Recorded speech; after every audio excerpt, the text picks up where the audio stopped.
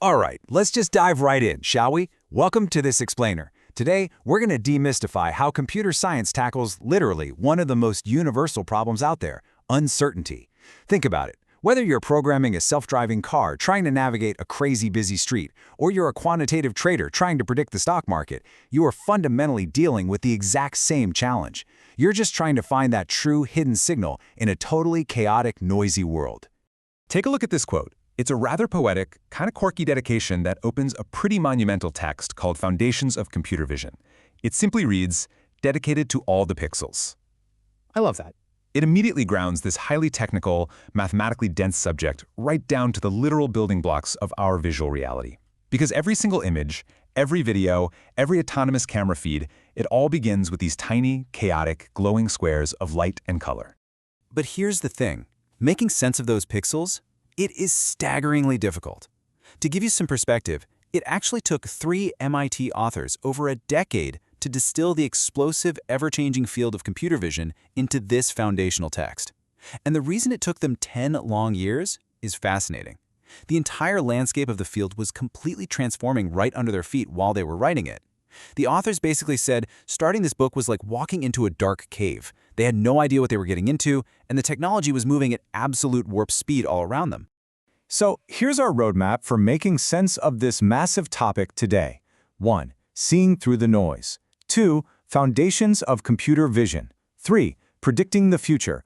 4. Demystifying common filters. 5. The graphical model connection. And 6. Trading on the noise. All right, part 1, seeing through the noise. Let's start with this immense challenge of teaching computers to actually interpret our physical reality from raw data. Now, the absolutely crucial thing to remember here is that a computer doesn't see a coffee cup or a desk like we do. It literally just sees a flat 2D array of noisy numbers. So to actually understand a scene, computers have to rely on a central metaphor, which is using multiple views.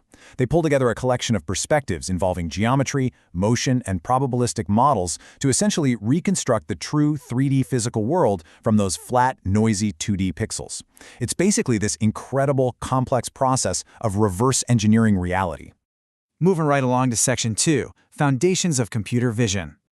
Now, the way computers actually process all those pillars we just talked about, well, it underwent a massive paradigm shift midway through the author's 10-year writing journey. They first conceived the idea for the book back in 2010.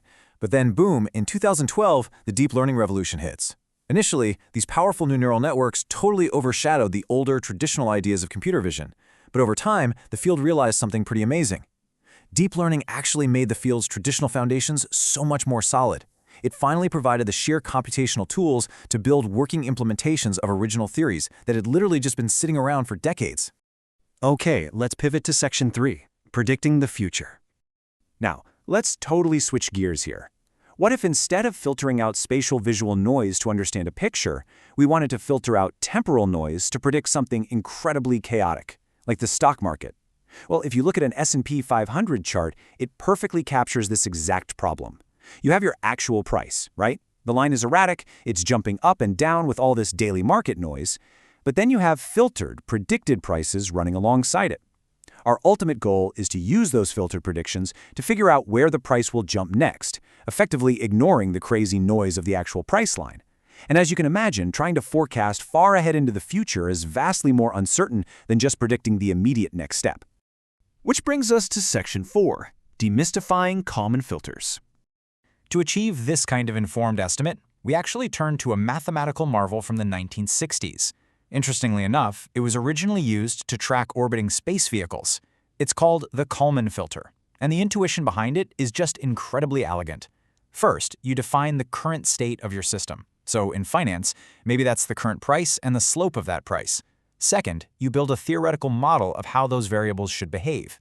Third, you add in your noisy real-world measurements. And finally, you combine them to calculate an educated forecast. It's this beautiful, continuous loop of predicting, measuring, and correcting. But the absolute secret weapon of this algorithm is a little something called the Kalman gain. This is a computed matrix factor that basically acts as the brain of the whole operation. It continuously decides exactly how much to trust our theoretical mathematical model versus our flawed real-world observations. It's constantly asking itself, okay, is my underlying model more accurate right now, or are my sensors more accurate? This creates a really brilliant balancing act. Think about it. If your underlying model is highly uncertain, meaning you've got high process noise, the algorithm leans heavily on the incoming data, adjusting really quickly to what it's currently observing. But if your sensors are incredibly noisy and untrustworthy, it drops that Kalman gain right down and relies on the steady, reliable math of your model instead.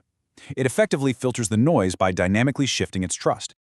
Let's explore Section 5, the graphical model connection. Astonishingly, the abstract mathematics behind predicting the S&P 500 and the logic behind computers interpreting visual images are actually conceptually bound together. They both rely heavily on a framework known as Bayesian probabilistic graphical models. This is literally the marriage of probability theory and graph theory.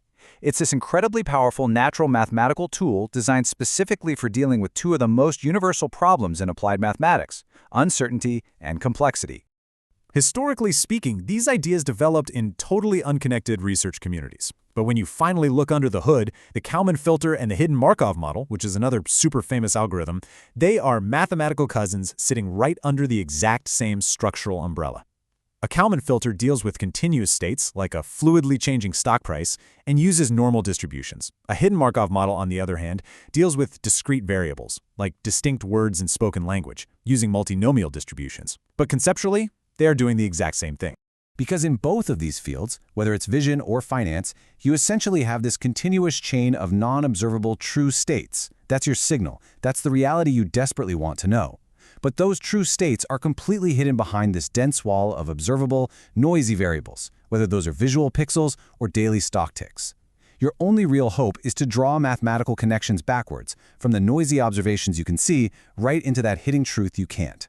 And finally, Section 6, trading on the noise. So the big question is, how do we actually optimize these complex filters to execute systematic trading out in the real world? Well, statisticians traditionally use what's called the expectation maximization, or EM algorithm, to estimate the parameters of these models. EM basically just tries to find the best statistical fit for the data distribution. But quantitative traders, they often take a radically different approach, utilizing something called CMAS. That stands for Covariance Matrix Adaptation Evolution Strategy.